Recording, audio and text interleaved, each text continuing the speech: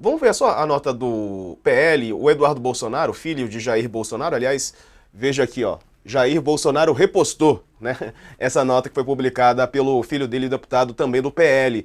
A nota é do Partido Liberal, que por meio de seu secretário de Relações Institucionais, o próprio Eduardo Bolsonaro, do PL de São Paulo, repudia narrativas falsas e oportunistas que buscam de maneira precipitada e irresponsável vincular o trágico suicídio ocorrido hoje, né, porque, enfim, foi a data na Praça dos Três Poderes, ao ex-presidente Jair Bolsonaro e à direita brasileira.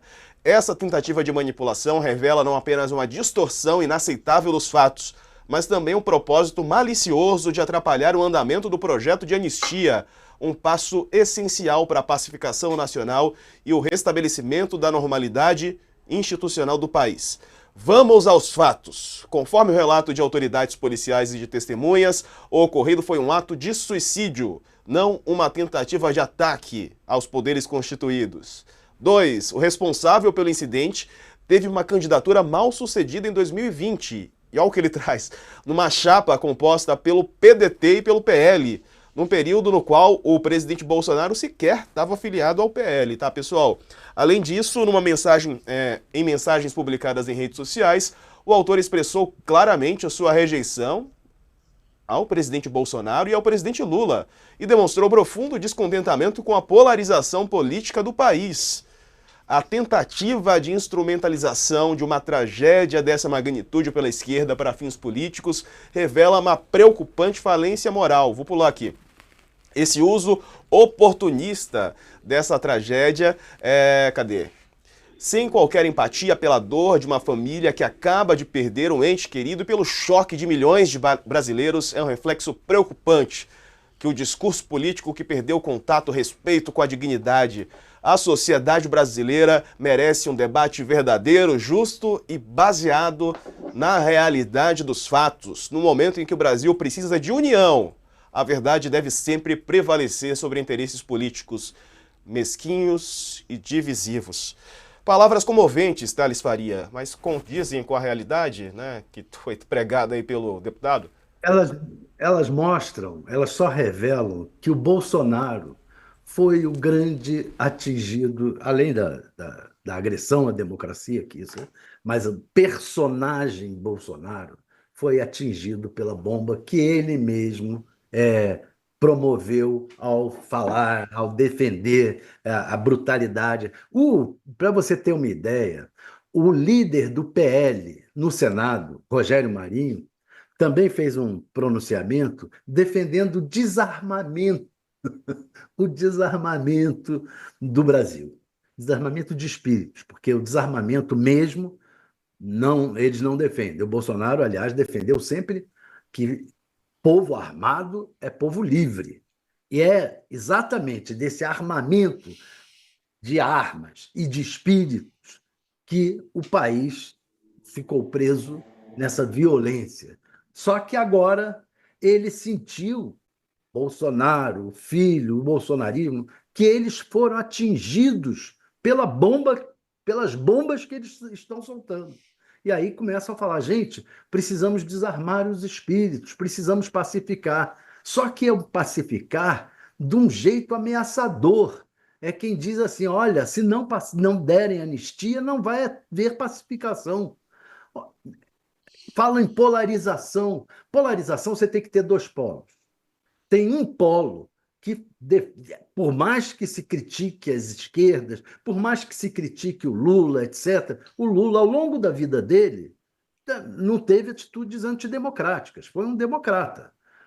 Foi preso, perdeu a eleição, tudo isso sem problemas. Foi um democrata durante a vida dele. O Bolsonaro não. Não, por mais que se fale do Lula, o Lula nunca saiu defendendo violência. O Bolsonaro defende. Então não existe essa polarização. Polarização pressupõe dois polos. Não. Existe um grupo que defende violência e que é contra a democracia. Sempre se manifestou contra a democracia, a favor da tortura, a favor de matar o Fernando Henrique Cardoso, a favor de uma guerra civil em que morram 30 mil pessoas. Isso que eu estou falando são coisas que o Bolsonaro falou. Não estou falando nenhuma invenção. Existe um polo só da violência. O resto são discussões políticas, normais na política, discordâncias políticas. Né? O coronel Brilhante Ustra, assim, de maneira firme também, e no Congresso, né? Quer dizer, ali no local, palco de democratas, né? Não do contrário. Deveria ser, pelo menos. Professor, anistia, qual chance real concreta existia e agora existe? Ou se qualquer chance existisse, agora zero possibilidade? Olha, eu vou tentar, com a paciência de todos, mostrar um aspecto jurídico, que é uma pá de cal anistia. Atenção, é uma pá de cal anistia. Veja, todos os livros, todos os doutrinadores, todos os estudiosos do direito constitucional e do direito penal falam com relação à anistia, que extingue a punibilidade, passa o pano, apaga tudo. Eles dizem o seguinte: a anistia, ela é ampla. Até aquela pessoa que é suspeita e ainda não é nem indiciada em inquérito, não há necessidade de sentença, de nada. A anistia pode pegar esse pessoal que está ainda sendo investigado. Caso, por exemplo, do Bolsonaro. Então, pode pegar tudo. Por isso é que se diz que a anistia é ampla, ela é geral, é irrestrita. O Supremo assim decidiu, e mal decidiu, atenção, lá atrás, o Supremo entendeu a lei de anistia que alcançava fatos pretéritos e, portanto, deu anistia a torturadores. Mas isso aqui é da nossa história. Mas o que eu quero dizer é que a anistia ela é baseada num fato concreto. Não se dá anistia para tudo, não, é um fato concreto. Qual é, santo Deus, qual é o fato concreto que se está apontando? Tales, Josias, é o golpe que foi tentado no 8 de janeiro. Esse é o fato. Vai anistiar o quê? Tudo correlacionado, ligado a esse fato de 8 de janeiro. Agora, a pergunta que não quer calar. O Bolsonaro foi condenado pelo Tribunal Superior Eleitoral por um fato que não guarda nenhuma conexão com o fato de 8 de janeiro. Não tem nada a ver a cueca com as calças. O Bolsonaro foi acusado e condenado. Por quê?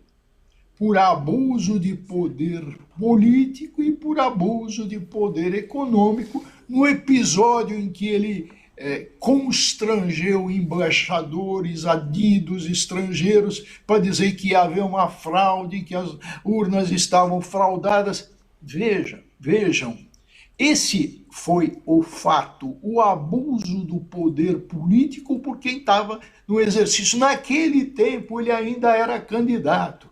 O 8 de janeiro vem depois. Não existe correlação. Então aqueles que falam em anistia, e se ela vier, não vai afetar em absolutamente nada em favor do Bolsonaro no momento com relação à condenação. Não vai extinguir essa condenação, não vai extinguir a punibilidade, que no caso é a inelegibilidade.